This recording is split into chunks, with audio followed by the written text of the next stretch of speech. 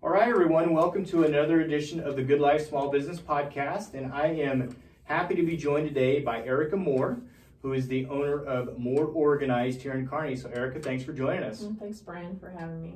Let's get into it here a little bit so we can learn more about you.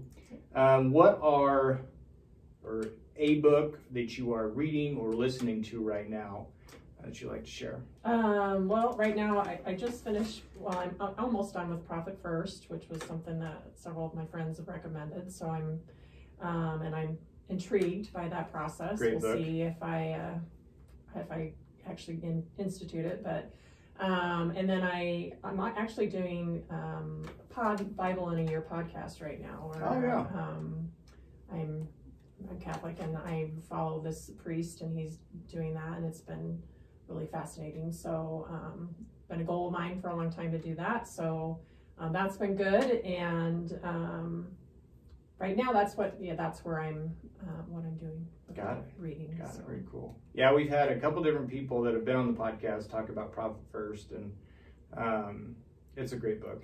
It really is. Yeah. So how about podcasts? The Bible podcast, and then I there's a couple people I follow a little bit. I just kind of hop on, and because I have organizing, then it pops up other organizing people, so I will listen to them. I don't really have anybody specific I follow. I do have a blog that I follow pretty regularly. Okay. And it's the Becoming Minimalist. I'm Okay. not really a minimalist, but he has a lot of really great ideas, quotes, things that I kind of pick and choose on a little bit, but he's definitely one that I find myself sharing the most from. So got it. Very cool. So, yeah. Very cool. I watched I can't remember what I watched on, if it was Netflix or something, but Becoming a Minimalist. Mm-hmm. And I think it was a series. I watched the first couple, and it's just, it's very interesting. Yeah. Very interesting concept. So. Yeah. Wonderful. So let's get into it here a little bit more. I know your story, but I think it is a very interesting and a great story, and one that I think a lot of people can get a lot out of. And so just talk about your small business journey, but I also want you to talk about More Organized and what exactly it is that you do for people. Okay. Well, my journey kind of began, I've always kind of been that kid that rearrange the furniture, and I vividly remember I was little and my parents were sleeping in on a Saturday. I was watching cartoons and I rearranged the entire living room, and I don't think my mom was very happy about that, but it was just, I don't know, I've always just kind of, that's been my thing. And I read Marie Kondo's book, The Life-Changing Magic of Tidying Up. It's been 4 years ago now. Okay. And I was like, oh my gosh, this could be a job. I could actually work for people that do this. And so that's what kind of planted the seed. And then a girlfriend of mine, a few months later, put a post on Facebook: if you could do anything you wanted in the world, if you knew you wouldn't fail, what would you do? And I said, I'd be an organizer. And she responded to me a message, I want to hire you. And I was like, what? She's like, no, I'm serious. And she owns a really large company in Omaha and was trying to grow her business, and she needed to get things under control at home so she could kind of relieve the pressure off herself. Sure.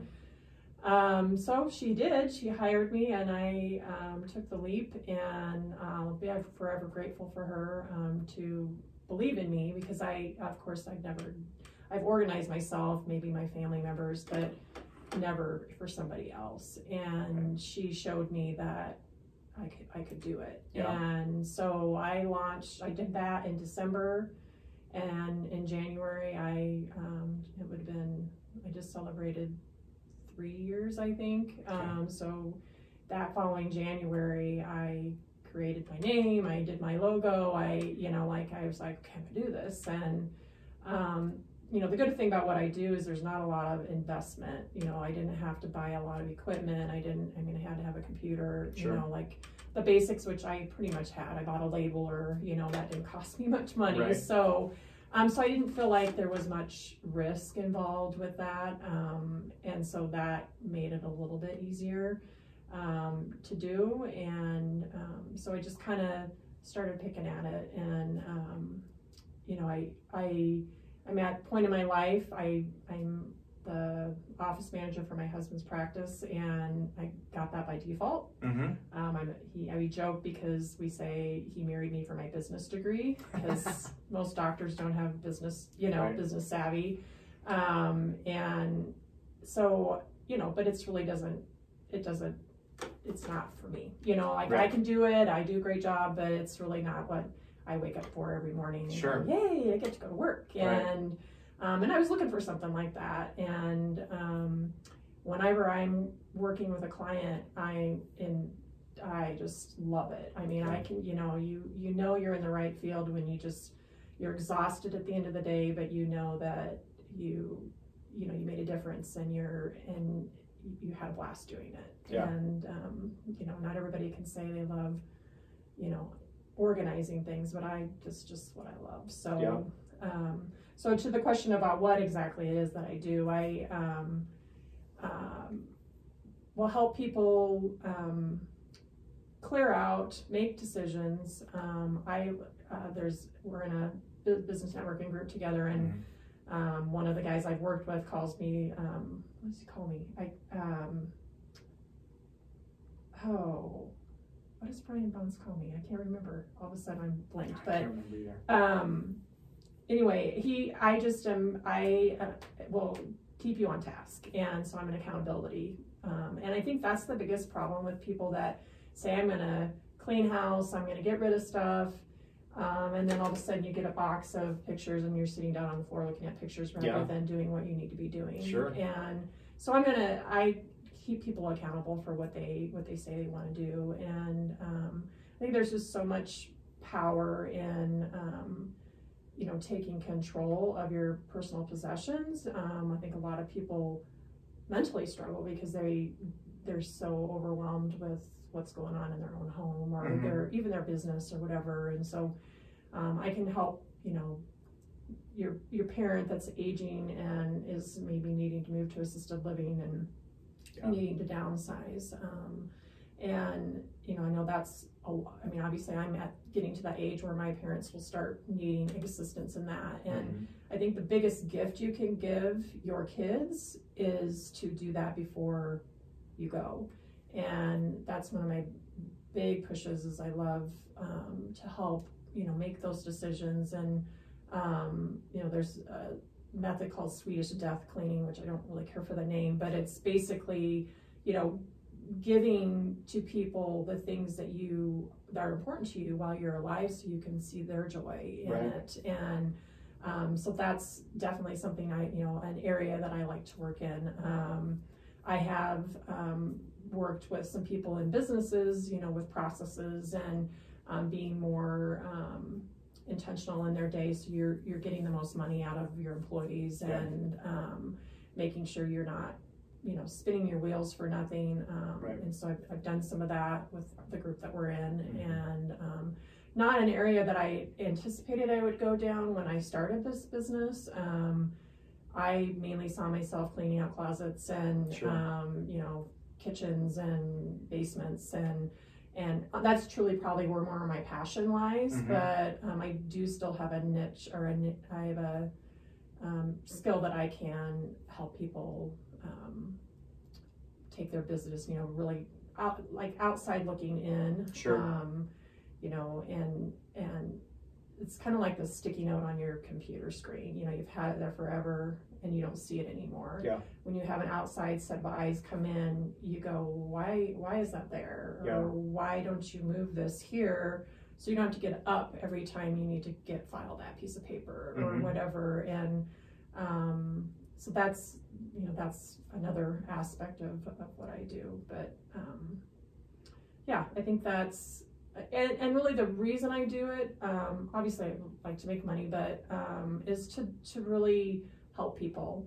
Every career I've ever been a part of, it's been about helping others. And it's so rewarding to, you know, not only look at the before and after pictures of, you know, where we started and where we finished, but you can physically see the weight lift off people. I was just going to say, you probably get an opportunity with people that are overwhelmed in a situation. When you start with them, you can just kind of see the relief in their face as time goes on, and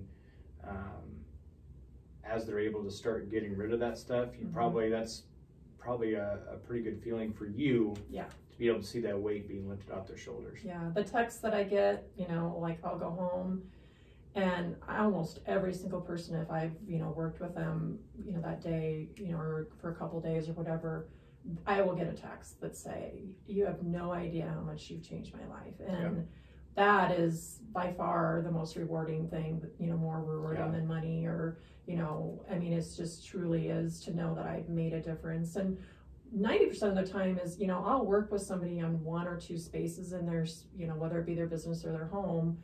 And it's like pushing them over the hill. Like, you're pushing them out, because they don't know where to start. Right. And that's always people's first question. How do you even know where to begin? Right. And I'm like, you just pick up the first item and you make a decision.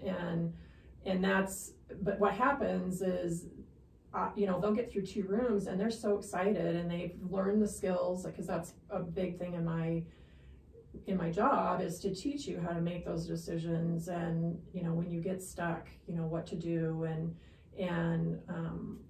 they end up cleaning out 3 or 4 more rooms and by themselves. Yeah. And and I have an agreement with every client that, hey, if you're doing that and you get stuck, send me a picture and say, what's next, you know, and we develop a relationship, and that's super important to me too, is that, I find that my clients become my friends, and that's been super cool. Yeah. And I think it's interesting because you have a business where, people don't need to hire you necessarily, because they could organize it themselves. Right. I mean, and they probably say, oh, I'll get to that. They'll push it off, whatever. But I think that, like a lot of other businesses, hiring you, like I said, it brings in another set of eyes, but you don't have the attachment to items that those people do. That they, my dad saved everything, and I mean everything. And, just in case he ever needed it. And I think there's a lot of that, but I think it's important to realize that you can come in with a fresh set of eyes, and you don't have the emotional attachment to where you can not being rude, but say, why do you have this? And maybe people need to take a step back and say, okay, like realistically, why do I still have this? And so I think that that's a huge part of your business and what you bring to the table for someone that just needs to get rid of stuff. The questions are, if you don't like people asking you questions, don't hire me. Right. Because I'm going to say, why do you have it? Is there something else that you have in your home that would do the same job? Or is it something that you don't use very often that you could borrow from somebody else? And I think, you do get stuck. And a lot of people get stuck on, well, I spent a lot of money on this. I wore it once and I just feel so guilty getting rid of it. Well, it served its purpose for that time. Now it's, now somebody else can enjoy it, whether you sell it to somebody else or you give it to somebody else that could use it. And it is about talking them off the ledge sometimes, and a lot of times it's like, oh, I never thought about it that way, and I'm just there, like I said, to guide that and make them start thinking about the things that they have and the things that they're struggling to get rid of. And I do want to make sure everybody knows I don't ever make anybody get rid of anything they don't want to. Sure. Because I think sometimes people think she's going to come in here and make me get rid of everything I own. And that's not the case. You are the one that's guiding that process. Right. I'm just there to assist in that, and so you have to make sure that the people that are owning this stuff are present when I'm working there. Sure. I'm not going to get rid of your husband's clothes if he doesn't know about it. And so I learned that lesson the hard way on my own. For that? Yeah. Even if they pay extra, you won't? Yeah, I got rid of something on my husband's that I ended up rebuying from my friend who bought it from me, because it was like, he would not, so he knows what that's about too. Right. So, but you have to, everybody has to be on board. That's going to be affected by this too, because it's an emotional thing, and it's crazy how things can be that emotional. But. Right. Yeah. And I think from a cost saving standpoint too, like, you know, you go to Target or Walmart or wherever you go, and there's so many things as far as totes and organizing items and things like that. Well, if you just get rid of that stuff, you don't have to go buy more things to organize or to store it or whatever it may be. And so, yeah, you may have paid a lot for something, but you're just storing it. You know, I don't know how much people spend each year on organizing items, but just getting rid of it. Yeah, that's what some of the clients were like, oh, I can't wait to go to the store and, you know, buy those cute little whatever. And I hate to break it to them, but usually what happens is we reuse or repurpose.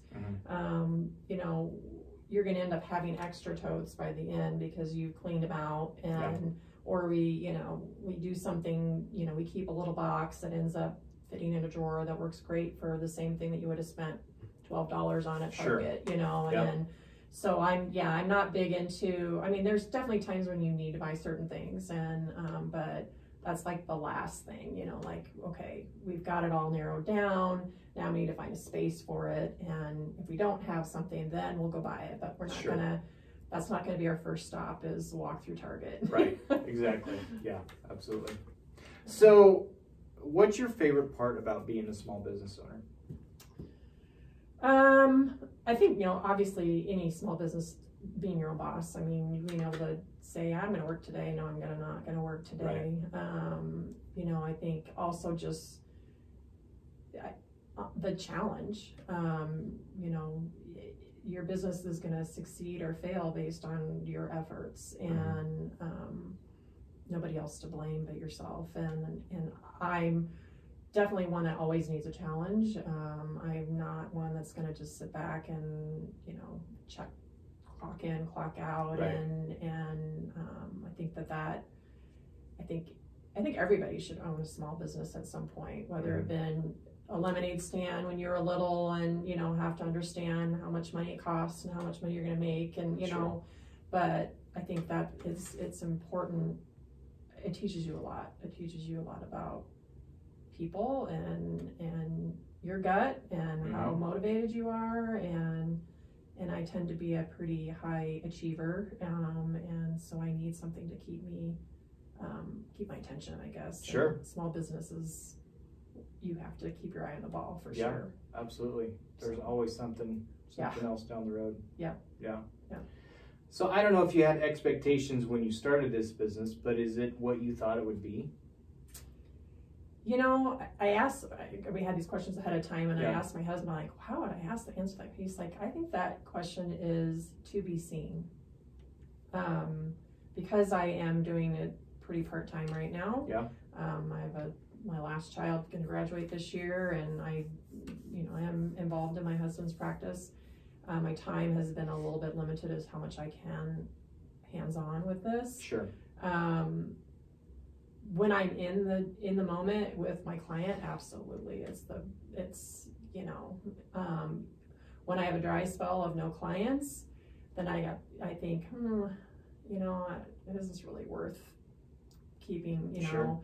But then I'll get another client, and I'll walk in that door, and I'm like, oh, I get a rush, you know. Gives you energy. It gives me energy. So yes, I think it is, and I'm excited for the future of where it's hopefully going to head. You know, things like this, obviously the opportunity to talk to you, and because I'm a small business and I don't advertise necessarily. I mean, getting my word out, I think, is the next step in this process, and I think this is a great opportunity to do that. Yeah. So, and I think that it's important for people to understand that you're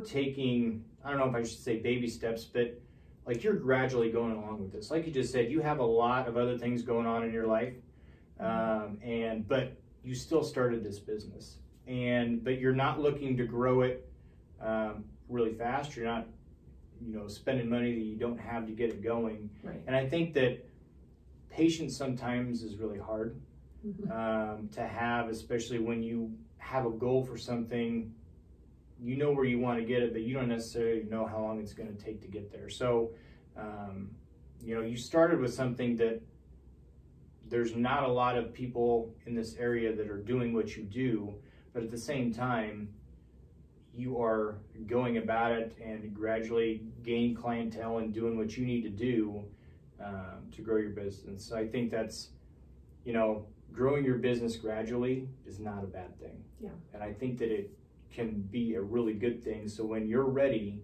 and, you know, you have more hours in the day where you can put towards it, you've already laid the groundwork, and you can really kind of ramp it up if you want to. Yeah. Yeah. And that's, you're right. I do feel like I am being cautious. I may want to, I'm not spending more money than I'm making, and that's the beauty of what I do, is I don't have to. Sure. I mean, obviously I could do more in marketing and advertising, and that's where money tends to fly out the window sometimes. Right. But I think, you know, for people listening too, I think it's important, if you have a dream and a goal. I mean, I actually launched this business when I turned 50, and 3 years later, you know, I think that 50 mark also was one of those, okay, you know, you're not getting any younger, and you've been thinking about this for a year or two. Yep. And, you know, God's prepped you for this because you've been doing this all your life, right, and you have a gift. You should share it. And that was, I think, probably, you know, my friend encouraging me was definitely a huge hurdle. But I think it's just like, what do you have to lose, you know? Right. I mean, in that, right, I think you have to, if you have something that you're passionate about, and maybe it's been a job that nobody's ever had, right, but you see a need, I think that's,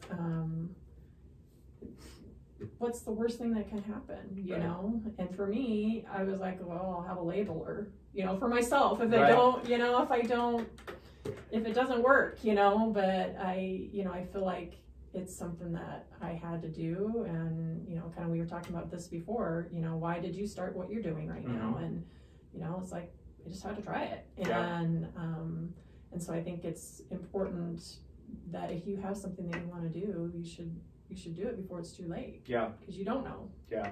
Before we hit record, we were talking, and I said, I think that there are people that are maybe paralyzed to start a small business or do a lot of different things because they're afraid of failure. Yeah. And failure is one thing, but in my opinion, regret is way more overpowering than what failure is. I mean, if you try something and you fail, at least you tried. But never knowing if that could have succeeded or not right, is a huge weight to carry around. Right. So just getting started is a huge thing. And it's okay if you fail. Yeah.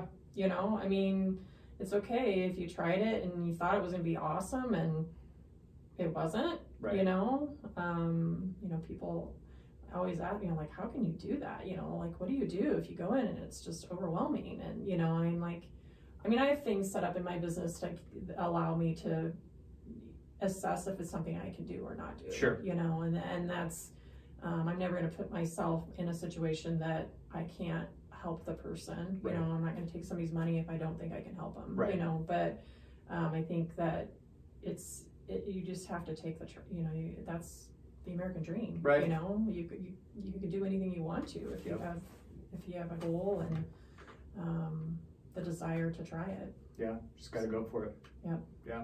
Yep. So what's one thing you wish you were better at with your small business? Marketing. Yeah. Yeah. I think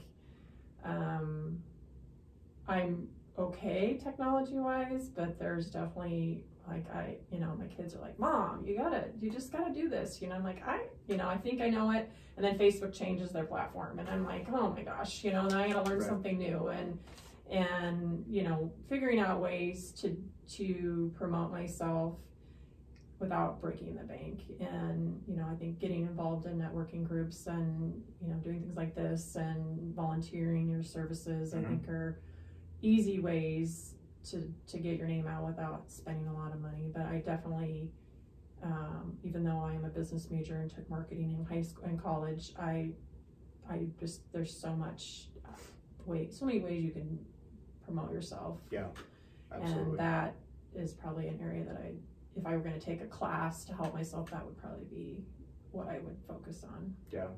even with all the options, do you feel like social media is a huge tool that small businesses can use to grow their clientele? Absolutely. Yeah. Yeah. Yeah. I mean, there's a lot of noise on social media that I don't really hear about. You know, but I think there's enough positive on that front that I think, I mean, that's how I promote myself right now. And, you know, you just hope that it lands on the right set of eyes. But I think there's a lot of other things out there that, you know, I wish there was, and maybe there is, some place where you can go and say, these are all the avenues and things that are available. I mean, I got a client from neighborhood something. Next door? Next door, yeah. And I had never even heard of it, you know, and somebody said, does anybody know an organizer in Kearney? And somebody else that I knew said it, but I had never even heard of Next Door. So, you know, there's just so many things out there that, you know, for me, I just need a list, because that's where I am, a list, you know, and then check, I'm on all those. And, but yeah, social media, I think, can be used very efficient, you know, very effectively. Because for you to promote your business 20, 25 years ago, I mean, it would have looked completely different. It would have been a lot more, or it wouldn't have been as cost effective. You would have had newspaper, radio, TV, you know, those types of things where you're spending more money. Direct mail. And there's actually some classes that you can take, and there's one gal online that promotes all this, and she, I think, is how she gets people's names. You know, she claims that she's gonna grow your business exponentially, and I think she does a lot of direct mail, you know, to areas of homes where people can afford to do that. And you know, I see that, but I don't your return on investment, I'm not sure is where you're gonna, you know, what I think word of mouth is your best set of advertising, and it's just getting that snowball going with enough people that have used you to spread it out. Right. Yeah, absolutely. So let's shift gears a little bit and talk about the pandemic.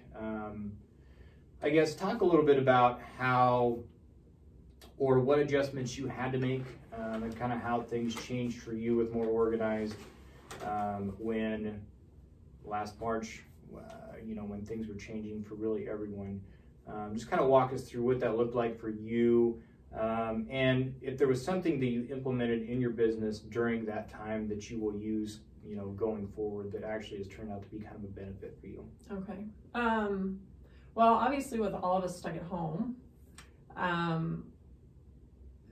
there was that natural tendency. Well, I'm gonna clean my house out, you know, and you saw that. I mean, large number of people that were taking things to Goodwill, and I think just even trapped in our own homes, you know, not socializing.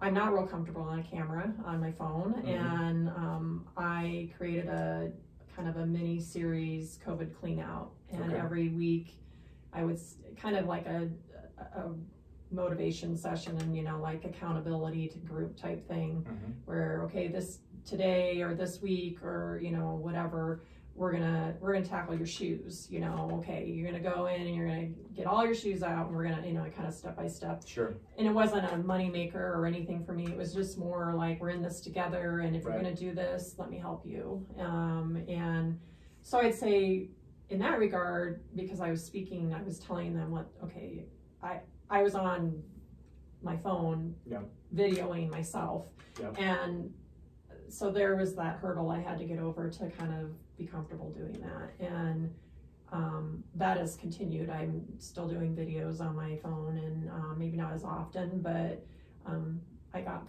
more comfortable doing that.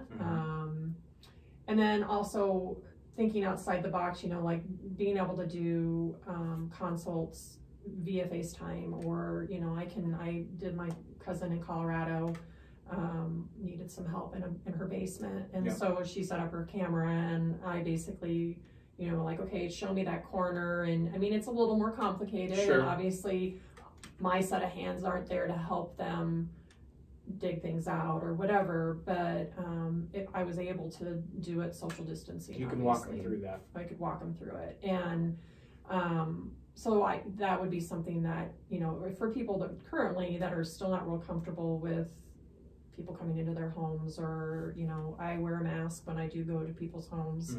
Mm-hmm.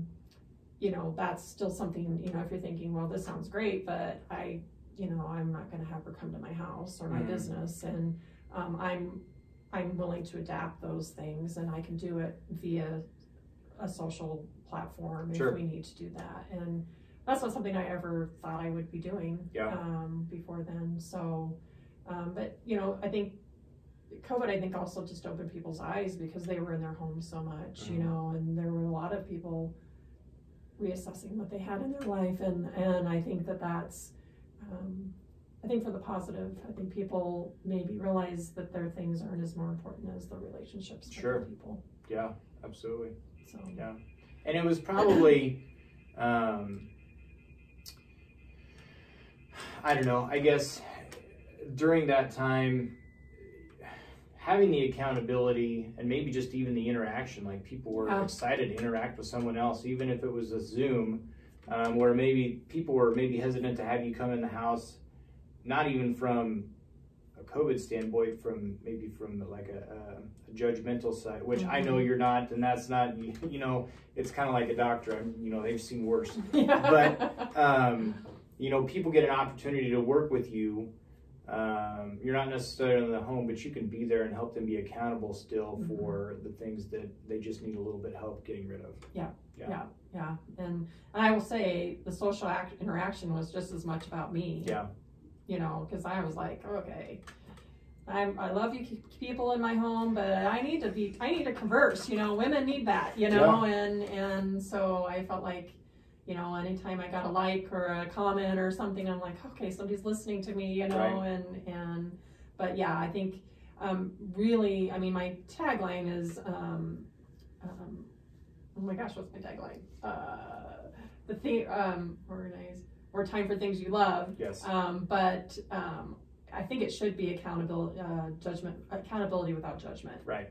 Because I think that is people's huge concern is I'm going to, you know, don't judge, you know, and every person that takes me on their tour at the beginning, because like I tell them, do not change anything, do not clean up before I come, mm-hmm. because I need to see it in its natural state. And, sure. and they, every single, don't judge me, you know, and I am, you know, my home is not, right. you know, I'm not. And, but, you know, I think that's something that people need to know. I'm not there to judge, and I'm very confidential. I don't, you know, I'm not gonna share pictures online that right. you aren't gonna allow me to. I get permission, and so if, you know, some of those worries are, you know, the bigger hurdle for people. I think that's just good to know that you know, there's not going to be judgment. It's, you know, you just want to come in and help, mm-hmm. and I think that we get tied to the possessions that we have, and it's just hard to let them go, and you just want to help. So that's good. Yeah. So if you could go back to when you were starting this, is there anything you would do different? Is there any advice that you would give yourself back when you were getting started, or would you just kind of let things go as they have? I would say do it sooner. Yeah. You know, I think I was scared of, you know, the failure or whatever. Mm-hmm. You know, that self-talk that we were like, okay, nobody's gonna want this, or sure. you know, I think and not be afraid to you know, I think one thing I did do right is get involved in a networking group. Mm-hmm.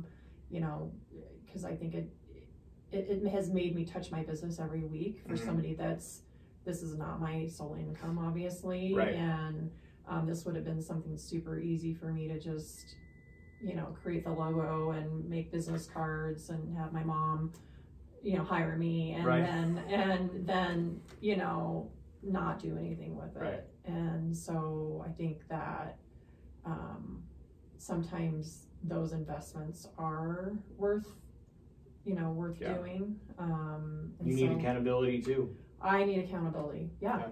I do. That's a very good point, because I could just let it, you know. And not just you, we all do. Yeah. I mean, we're accountable to our clients, we're accountable to people that refer business to us, but you know, if you're not going into an office every day, yeah.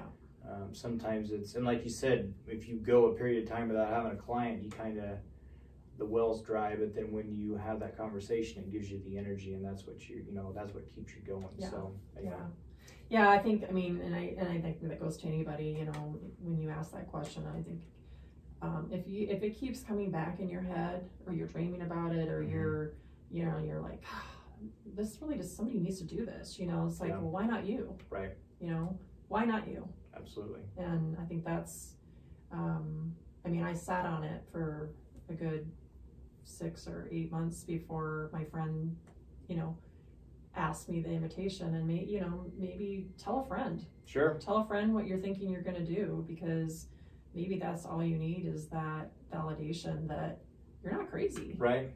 You know, you Absolutely. could do that. Yeah, you know? absolutely. So someone comes to you, one of your kids, friends, whoever comes to you and says they want to start a small business. What advice would you give them? You have to have a passion. Yeah. I mean, if it's not your passion, if you're just in it for money, you might as well just not start. Right. You know, not that I want to squash anybody's dream, but it's hard work, and it takes dedication, and you have to be self-motivated. But I think if it's a passion, it's not a job. Right. And I think that's the that would be my first. I have a son who's very entrepreneurial spirit, and he has these dreams of things he wants to do, and I don't have a doubt that he probably will do them, because he is extremely passionate about it. You know, but you can't just hop into something just because somebody else is making tons of money on it. Right. You have to believe in it as well. Yeah. So if they did, I'd want to make sure that that's what you wanted, and then, you know, that there's financial risk involved, and lots of hours that potentially pull you away from your family, and you got to make sure that that's, you know, that you have your eye on your prize, and that's what you want. Yeah. Know your why. Know your why, for sure. Yeah, why you're getting into it. Because like you said, if you don't have, if it's just money, if you didn't get joy out of meeting with clients like you do, I'm the same way. You know, I enjoy being able to help people.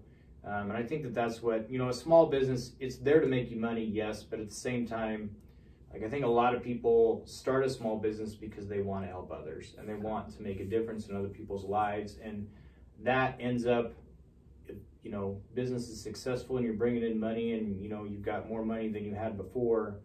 What keeps you going is that passion to still be able to help people. Right. That's what sustains. Yep.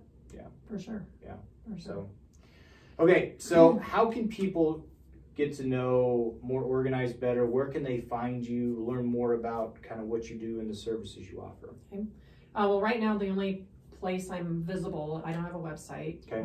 But I'm on Facebook. Okay. It's just More Organized. And that's Moore. Yeah. Okay. Yeah, my last name. Yep. And so that's, I mean, I do post, you know, before and after pictures, and lots of quotes and some suggestions and things like that. You can obviously message me on Facebook that way, or respond to a post and say, I'd like to talk to you. Yep. Or my phone number, 308-233-2027. You can reach me there too, but mainly Facebook is going to be where you're going to probably find me. Got it. Okay. And as far as you know, if someone wants to just give you a call, is there any upfront cost to just having a conversation with you, or what does that look like? Nope, I do a free consultation, and that's for me as well as for you. Because we're going to be working closely together, you need to feel comfortable with me as a person, and I need to see your space to feel like something I can help you with. Sure. I'm not a counselor. I don't have a psychology degree, and there are some instances where that is what's needed more than what I offer. Sure. And so I don't want to put myself in that position, nor do I want to promise you something that I can't deliver on. Sure. So I always go in, I call it a free hour consult, but however long it takes me to go through the spaces that you're looking for help in, and just assess if it's something I can do. And so yeah, that's a free thing, and I think it's important for both sides to have that interaction. Sure. And yeah, so. In that first hour, you probably get a good idea of kind of how long it would take you to walk them through whatever they want, whether it's the closet or the living room or the whole house. Yep. You can kind of get an idea how long it Yeah, would take. I mean, sometimes I'm learning. I mean, sometimes I think it's gonna, it'll be easy, you know, and then you're like, open a box and you're like, oh my gosh, you know. Yeah. But yes, I can pretty much have an idea of how, you know, if it's gonna be a, you know, 3-hour job or a 12-hour job, or, sure. you know.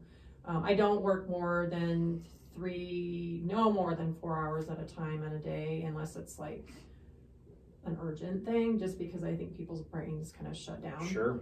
Making those decisions, and it's just it's an emotional process, and so more than 3 hours in one day is kind of you just don't make good decisions at that point. Sure. So yeah, absolutely. So yeah. Well, Erika, thanks so much. You know, I want to commend you. I think that you taking the step and being consistent with your business and continuing to grow it, and something that maybe, you know, an industry that isn't as well known or as popular right now, but taking that step, I think it's great. I want to thank you for taking the time to talk today, and wish you nothing but the best. well, thank you, Brian. I appreciate it.